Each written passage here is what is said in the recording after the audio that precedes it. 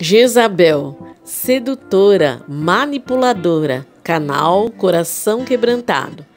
Jezabel era filha do rei dos Sidônios. Ela, Jezabel, era sidoniana, que é um termo bíblico para os fenícios em geral. Era uma moça nobre, princesa, que vinha da Fenícia, região que atualmente corresponde ao território do Líbano e da Síria. Ela foi criada pelo pai e teve uma infância difícil, com as mortes precoces de sua mãe e do seu irmão. Jezabel, princesa fenícia, sacerdotisa, ela era cruel, manipuladora e sedutora. É capaz de tudo para conseguir seus objetivos, principalmente na área espiritual. Eles invocavam a Baal, deus pagão. Seus sacrifícios eram realizados através da morte de pessoas e seus rituais eram múltiplos. Até crianças eram oferecidas. E este povo era conhecido pelo produto da púrpura. Era um material bruto usado para atingir tecidos na cor vermelha. E Jezabel, mulher vaidosa que gostava de maquiagem e adornos, muito sedutora, mas infiel.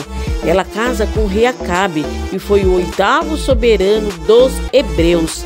Jezabel ordena ao povo de Israel a adoração aos seus deuses. E ela observa que Elias e outros profetas não se ajoelhavam para adoração. E ela fazia isso na praça de Samaria, que ela ordenava que todos se ajoelhassem diante do altar do deus Baal. Jezabel sustentava 850 profetas do deus de Baal e Acera. Jezabel também tentou destruir quem era fiel a Deus. Mandou matar todos os profetas de Deus e poucos sobreviveram. E o principal desafeto de Jezabel foi o profeta Elias, que reprovava seus costumes.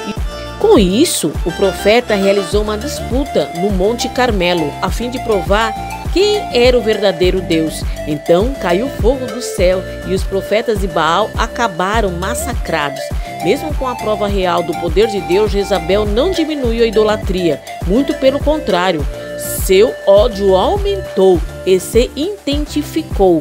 Ela ameaçou o profeta Elias, que precisou fugir para o Monte Horebe.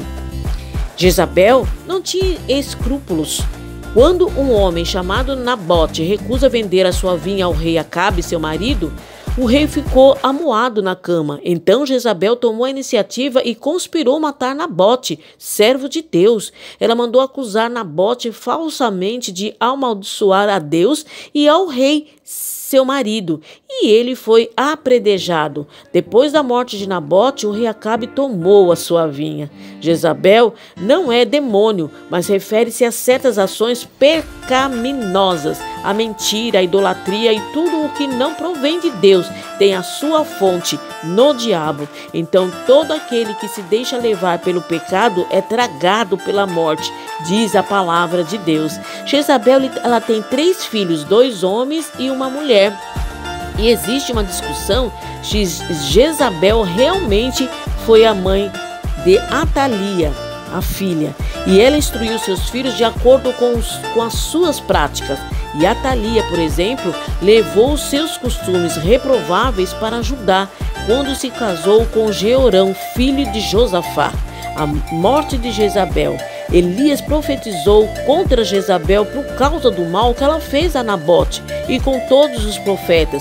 Ele avisou que Jezabel teria uma morte sangrenta e que todos os cachorros iriam comer o seu cadáver.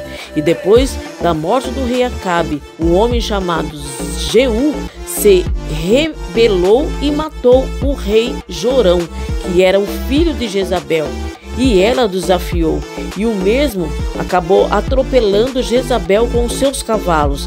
Jezabel, ela foi jogada pela janela.